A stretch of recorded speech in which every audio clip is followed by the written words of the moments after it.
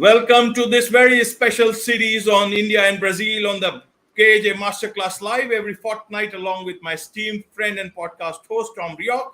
We explore together our nation's journeys in business, culture, and politics and podcasting as we strive to find our rightful place in the global arena. And as you can see, we are joined by our friend from Campinas, Brazil, is Tom Reaoch, who has spent his whole life there, an American known as the king of networking, with a wealth of experience in market development and product management across diverse businesses. Tom is the founder and host of 3 business podcasts, a public speaker and author. His deep expertise and extensive network will provide invaluable insights into Brazil's dynamic landscape. And last time, he provided a lot of insights into the podcasting industry, how Brazil is taking its rightful place in the global broadcasting positioning and industry. And this time we'll be talking about business opportunities between India and Brazil. Welcome to the show once again, Tom, and I leave it to you to now talk to the audience on about what we'll be talking today. Well, today again, AJ, thanks for having me. Thanks for inspiring me and us to create this. Which again is a unique experience of 2 podcast hosts creating a third opportunity of speaking about opportunities between India and Brazil. And as we talked about, even in podcasting, you two are a reference for podcasting. You have an energy, all right, a creative energy that's admirable. And that's one of the things that attracted me to you is the dynamic approach that you give to sharing knowledge. And we both know that. You in India, here in Brazil, there are opportunities. We feel those, we see those. But we also know that there's a larger world out there, and there are many people who don't know about these opportunities. So this, to our audience, is a platform to share with us and help us share with you the opportunities, those things that we see as business opportunities, not only between India and Brazil, but for any country, any company, any investor outside of either in India or Brazil, they can see the similarities between the 2 countries. We can also see the challenges between India and Brazil. So there is opportunity for anybody in the world wanting to do business either in India and Brazil. And one of the things we're going to be sharing on this series are the many different aspects of that and the information that's out there, but many people may not be aware. We've talked about the physical sizes of the countries. They're both, let's say, continental in the fact of size. They each delve on different languages, all right, and different cultural aspects. But as we say, and you say that in your masterclass, business is business. And business opportunities from business persons is to find the way to take advantage of those opportunities. So I think that's our start. And we'll talk about the size of the business opportunities. What does India and Brazil represent in the world in terms of GDP? And what I've seen, what I found with Bing, ChatGPT, and other references, we're very similar. But right. To that, we are both countries that are service-oriented. So we see from India, almost 58% of the GDP is from service, and in Brazil, 59% from service. Where we think of industry, where we think of agriculture as being the strong points, they are equally strong, but not as strong as service. So we are service-oriented countries. And there are service-oriented opportunities. And why is that important? Because service opportunities can be on the web. They can be on the internet. We don't have to build a factory. We don't have to invest in brick and mortar to have access. We don't have to plant corn or soybeans. So business startups, business opportunities in a service-oriented economy are very quick to reap benefits. Do you agree with me? Right. And if we look at the opportunities, we both have large domestic markets, growing middle class, We all have strategic geographical locations, and then we have got abundant natural resources, entrepreneurial ecosystems in India. The government has laid a lot of focus on the startup India. And India, we got lots and lots of small businesses, MSMEs, medium and small scale enterprises. Then in terms of the skilled workforce, that's almost the same. And even in the scientific and technological capabilities, India is also moving towards a great amount of digitalization, and that is also happening at a very rapid pace. Earlier, even I was not very what we call conversant with using all the things, even for paying money online, but now I do use this. Not only one, but certain amount of wallets at the same time. So a lot of things are happening in that front, and I'm sure in terms of different aspects of either it's in terms of in terms of solar energy, in terms of pharmaceuticals, in terms of services, and your economy is very much dependent, or say it uses a lot of tourism and trade. And in our case, we are much more into information and communication technology. So there is a lot to exchange, lot to learn. India is also trying to uh, find its way into tourism. You just a couple of days back, Indigo has given a huge amount of big order to Airbus industry. So for that, for many aircraft. So that shows that that whole travel is going to change too much. A lot of number of airports are coming up in India. And I'm sure this is going to bring a lot of tourism into the country. So we are very focused on this area, and that is where we can learn from Brazil a bit, how exactly you people are utilizing this opportunity. And I'm sure there is a lot of exchange going on in certain areas, where we are doing, especially, India is exporting a lot of pharmaceuticals in terms of plastics, motor vehicles. We can have potential, a lot of potential for growth, and then packaging, plastics, chemicals, ceramics. All those areas are there for as big business opportunities between the two nations. Well, and that's true. And here from the Brazilian side, this is all happening. There are major investments by Indian companies in Brazil. Trade between India and Brazil has always been strong. And that's to the points that you mentioned. Textiles historically were very important and still are very important. The petrochemical side, very important, all right, as raw materials. But when we get to these as the B2B type companies, the consumer, the ordinary person on the street, he doesn't see that. He doesn't necessarily see he may see where the textile's coming if he's bought a shirt or a dress, but he may not see where that factory came from. He may not see where the raw materials in the petrochemical side have come. And he may not know where the pharmaceuticals are coming from. He may not see that and may not identify that as being from India. All right. But it's there, it's here, and it's growing.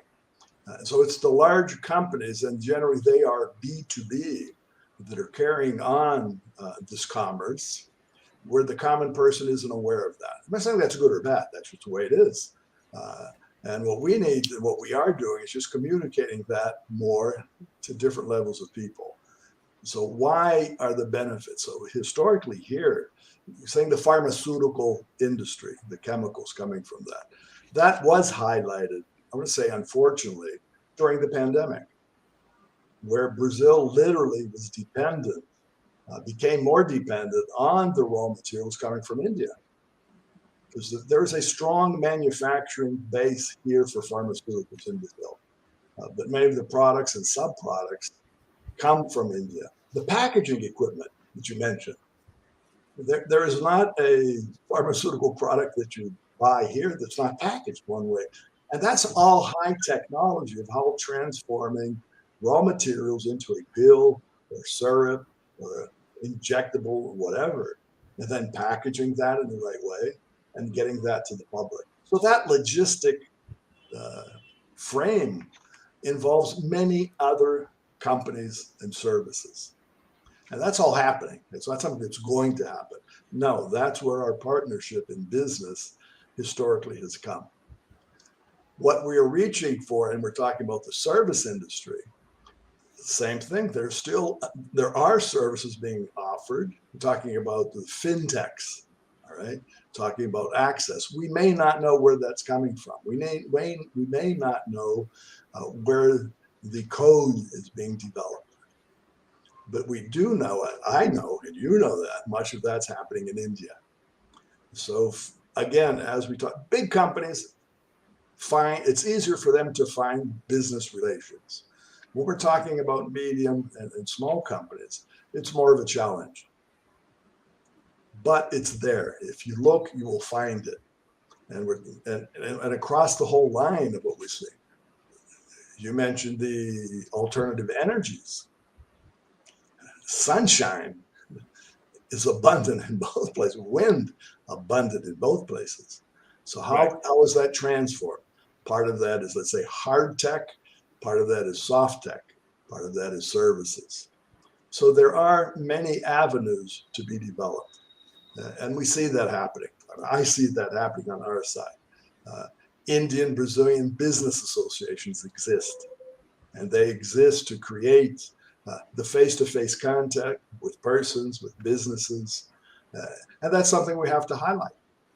As I mentioned to you recently, I took part in a CEO forum here in Brazil. And in just general discussion with people, people, what are you doing? This is what I'm doing. So I have another idea. I'm working with AJ. We've developed a chat on as 2 podcasts. We've joined 2 podcasts to talk about business relations India and Brazil. What was, I would say, finding the sense of interesting, as soon as I mentioned India and Brazil, it sparked a reaction, positive reaction from those persons. Where it would be, hey, not only a good idea, but they would also mention either a business relation they have or had, or opportunities that they see. So that's sometimes below the surface. And what we need to do is what we're doing is talking about it and bringing that forward and putting it on top shelf. Absolutely. And you see how things are also changing.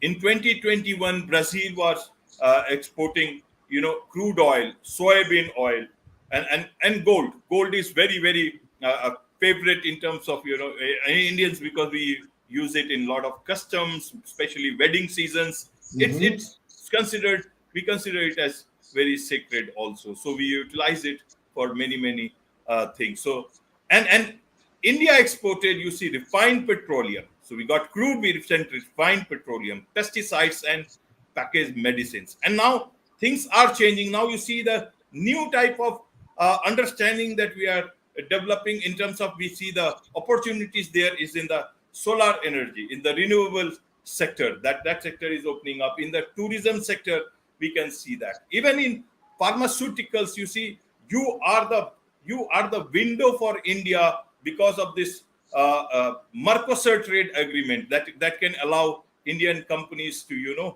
get into that part of the world. So huge opportunities. Even for Brazil, we have a lot of opportunities to understand how best we can make use of this renewable sector. We have both the same aspirations there. We both have wanting to expand solar globally. We want both the solar usage better for everybody, so that we are equally concerned about the climate change and all. So I'm sure these areas, from just crude oil or import or export, in terms of gold, beyond that we are moving towards the bigger gold called sunshine. So I see that's a huge thing. And there are bottlenecks, some problems here and there. There can be, but as I spoke earlier, let's look at the opportunities about the large domestic markets which we can serve, and much more closer arrangement or agreement between our countries and yours. A lot of Indian companies are there operating in Brazil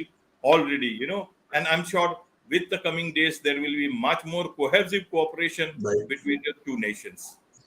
Well, I think to your point, also what we need to highlight, India and Brazil are complex societies. What do I mean by that? The makeup, speaking about India from a Brazilian point of view, when we look out to India, we understand the local cultural influences. And we also understand the challenges in terms of language.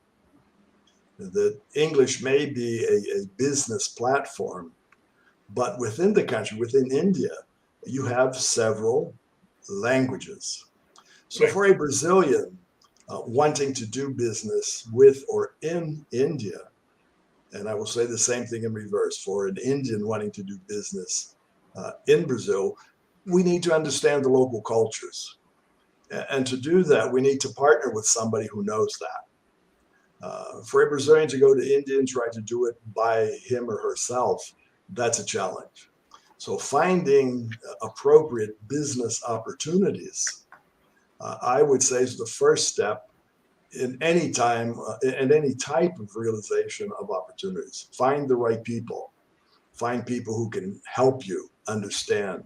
And in India, as in Brazil, you have very large and important regionalities and local situations that need to be on. India is not one thing, and Brazil is not one thing. So where you want to try, where you should start trying to find your way, it's important to do that with somebody who knows the local environment.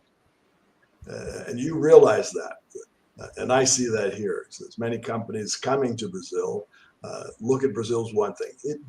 Brazil has an opportunity different in that it has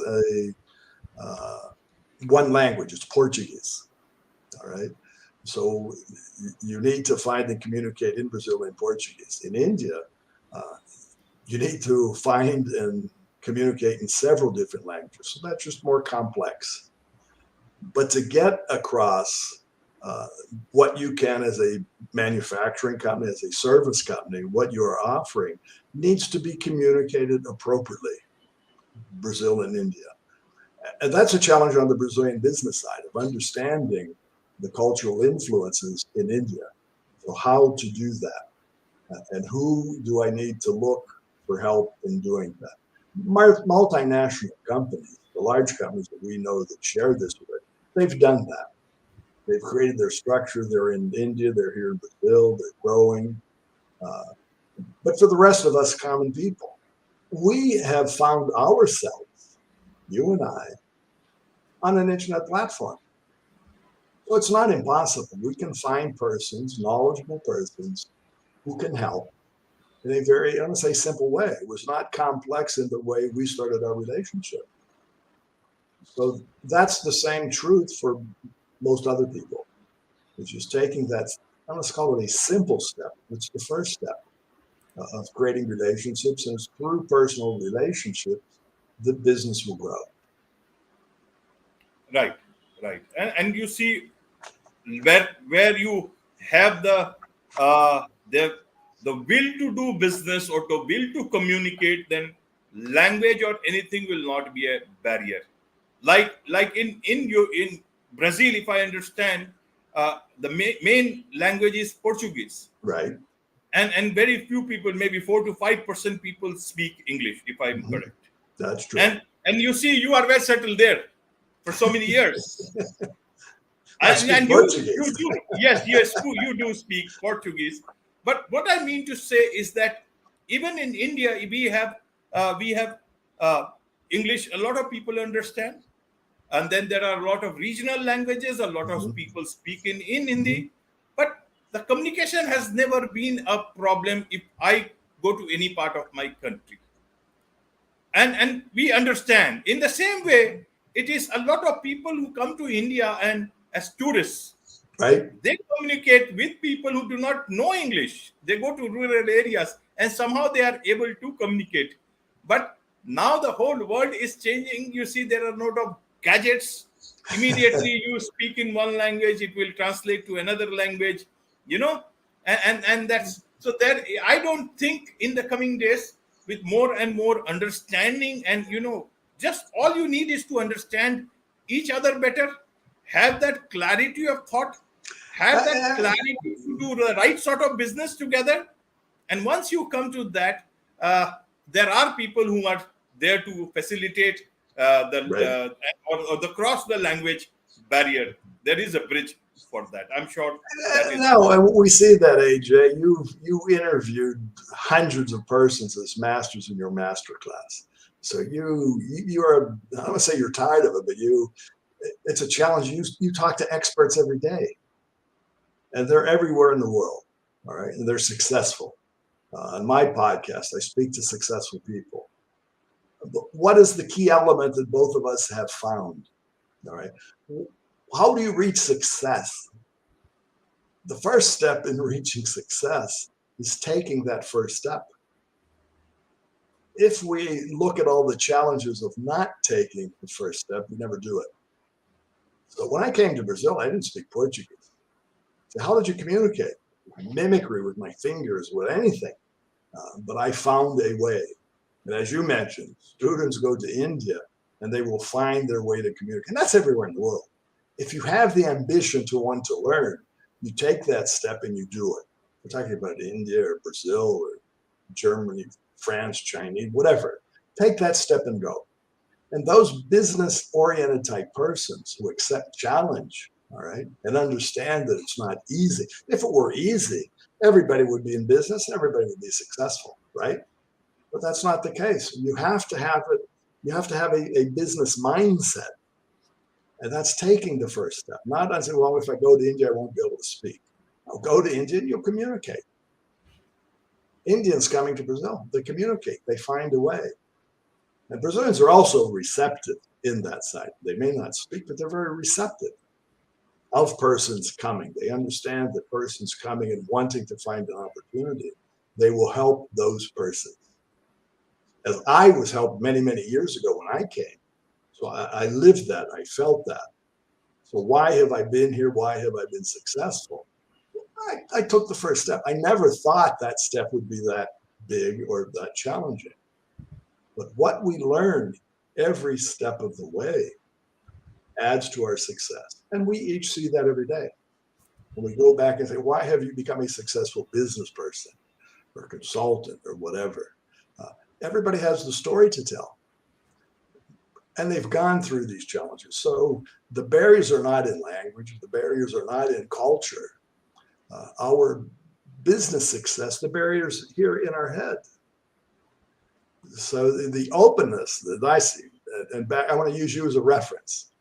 Your openness to accept, to expand, to promote is part of business success, not only for yourself, but for others. And that's what we try to do here. I think that Brazilians too have that in their sense. They want to help others succeed. It's good for them. It's good for their country. It's good for everybody. So those are the steps. So business persons listening, take the step. The opportunities there, talking, more than 1 billion people in India, if you're talking a consumer market. We have more than 200 million people here in Brazil. So they're large markets. Absolutely, absolutely. And India is a big, big expanding market with more than 1.4, almost 4 billion people this size. So any company which is coming into Brazil gets a very ready-made market, waiting market for them. And especially in so many sectors we have both so much of opportunities for collaboration and to add value to each other. And I guess, like we have collaborated for podcasting, like India and Brazil both are making their strides in podcasting. Last time we focused on that. I'm sure a lot of strides and further development or cooperation, collaborations will happen in business as well. And that's the whole idea of this show, is to focus and refocus and reiteration of the same issues and expanding the potential between the two countries, especially in the business. And when you do business, you also understand each other much, much closely. That's the good part of knowing people and talking to people and even doing business with them. So I guess any closing words from you, Tom, and then we can wrap this up. No, what I would say just is that the opportunities are there. You have to take them.